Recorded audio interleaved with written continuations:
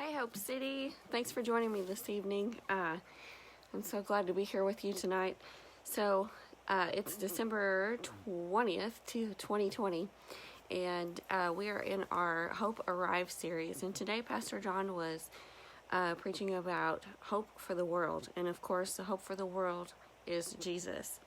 And in his sermon, he was talking about how all throughout the Bible, prophecies about Jesus basically were saying that Jesus would bring joy and he would bring peace.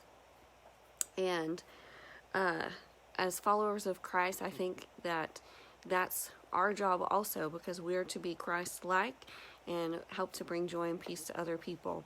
And so actually what's funny about that is God gave me what to talk about on Friday or Saturday before I even heard Pastor John's sermon. But anyway, so when he was talking about that, it reminded me of something also that I was reading this week in the Bible, and it's the parable of the Good Samaritan.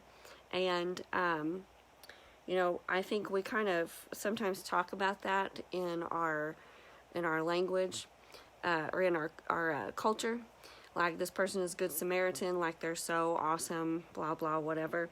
But I'm going to read this parable real quick and just go through something with you. So if you want to follow along, it's in Luke 10:25 through 37. And behold, a certain lawyer stood up and tested him, and him being Jesus, Teacher, what shall I do to inherit eternal life? He said to him, What is written in the law? What is your reading of it? So he answered and said, You shall love the Lord your God with all your heart, with all your soul, with all your strength, and with all your mind, and your neighbor as yourself. And he said to him, You have answered rightly. Do this, and you will live. But he, wanting to justify himself, said to Jesus, Who is my neighbor? Then Jesus answered and said, A certain man went down from Jerusalem to Jericho, and fell among thieves, who stripped him of his clothing, wounded him, and departed, leaving him half dead. Now by chance, a certain priest came down that road, and when he saw him, he passed by on the other side. In other words, he didn't stop. Likewise, a Levite, when he arrived at the place, came and looked and passed by on the other side. So they didn't stop. Not only did they not stop, they went to the other side of the road, okay? But a certain Samaritan, as he journeyed, came where he was, and when he saw him, he had compassion. So he went to him and bandaged his wounds, pouring on oil and wine. And he set him on his own animal. So he probably had a camel or donkey or something. So he put this guy up there, brought him to an inn, and took care of him. On the next day, when he departed, he took out 2 denarii, which is, it's money basically, gave them to the innkeeper, and said to him, Take care of him, and whatever more you spend, when I come again, I will repay you. So which of these 3 do you think was neighbor to him who fell among thieves? And he said, He who showed mercy on him. Then Jesus said to him, Go and do likewise.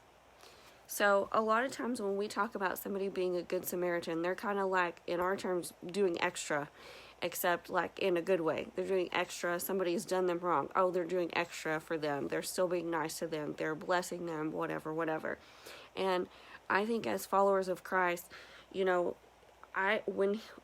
my mind, I guess, when Jesus was talking about the Good Samaritan, I don't think that he meant that he was extra, that he was anything special necessarily.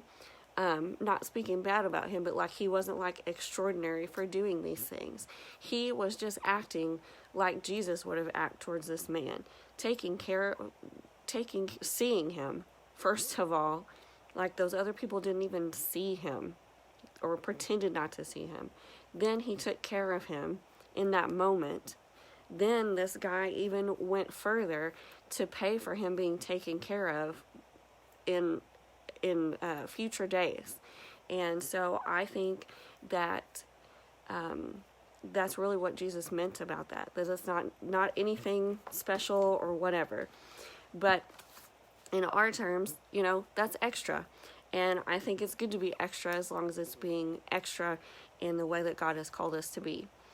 So I hope this has helped you tonight, and I want you to think about how you can be extra for somebody this week. And if you would, without using any names, comment below and just let us know and share with everybody how you can be extra for somebody this week. Thank you. You guys have a good night. Love y'all.